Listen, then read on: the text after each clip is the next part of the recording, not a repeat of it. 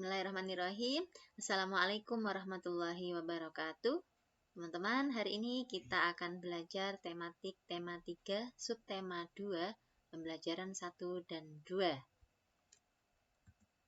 Nah, sekarang teman-teman bisa menyimak buku tema kalian halaman 62.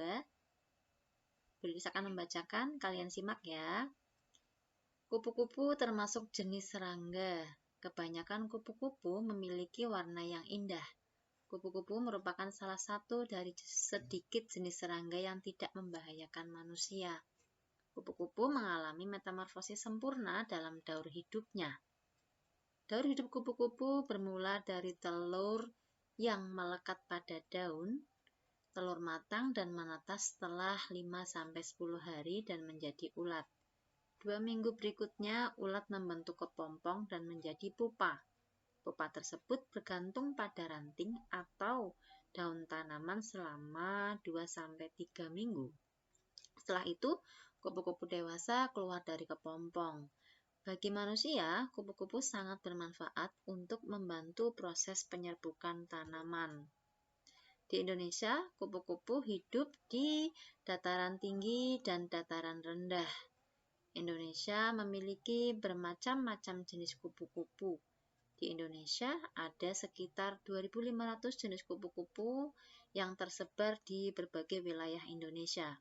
Sulawesi menjadi salah satu daerah dengan keanekaragaman jenis kupu-kupu terkaya di Indonesia, sehingga dikenal sebagai The Kingdom of Butterfly atau Kerajaan Kupu-kupu.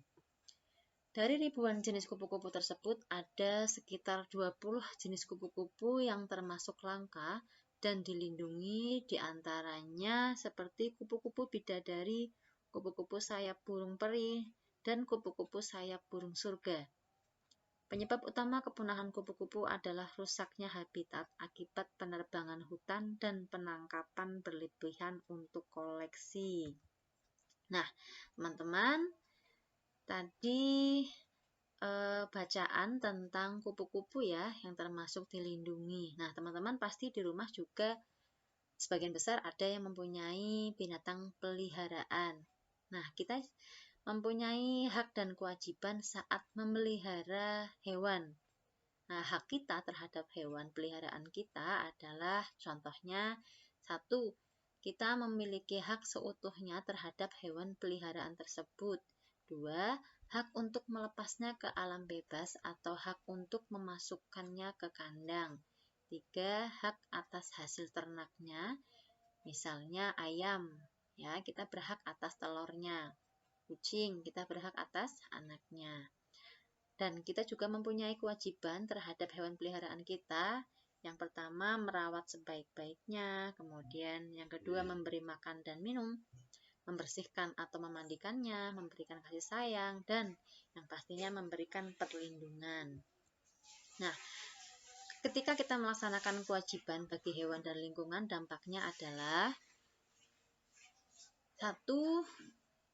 Kewajiban kita yang pertama memberi makan, merawat, memberi kasih sayang ya. Nah, dampak bagi hewan dari kewajiban yang kita lakukan tadi, kesehatannya akan terjaga, kemudian bertahan hidupnya lebih lama, hewan akan merasa bahagia. Nah, dampak bagi lingkungan menjadi bersih, tidak kotor atau bau, tidak ada yang akan terganggu dengan hewan peliharaan kita. Nah, kemudian dampak jika seseorang tidak melaksanakan kewajibannya bagi hewan dan lingkungan.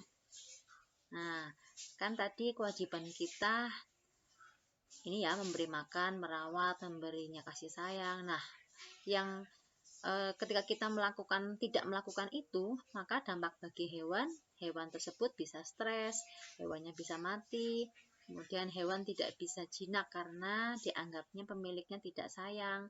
Kemudian bisa jadi hewan tersebut juga akan punah. Gitu ya. Yang ketiga, dampak bagi lingkungan. Nah, ketika kita tidak melaksanakan kewajiban kita, maka dampak bagi lingkungan bisa jadi menimbulkan berisik karena sang hewan kelaparan atau stres, kemudian mencium bau tidak enak dari lingkungan sekitar kandang, akan terjadi gangguan keseimbangan ekosistem lingkungan dan mempengaruhi seluruh makhluk hidup di lingkungan tersebut. Nah, kemudian dampak tidak bijak terhadap hewan, bisa juga hewan tersebut akan kehilangan habitatnya ya, atau tempat tinggalnya. Tadi hewannya bisa punah, kemudian hewan bisa mendatangi pemukiman warga untuk mencari makan, seperti kita saksikan ya teman-teman.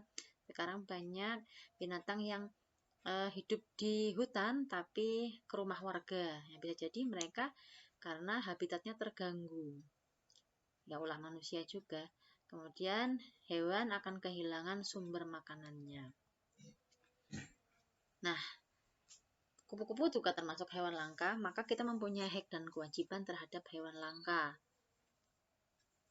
Banyak jenis hewan yang menjadi langka dan terancam punah. Maka dari itu kita harus melestarikan hewan langka yang terancam punah tersebut.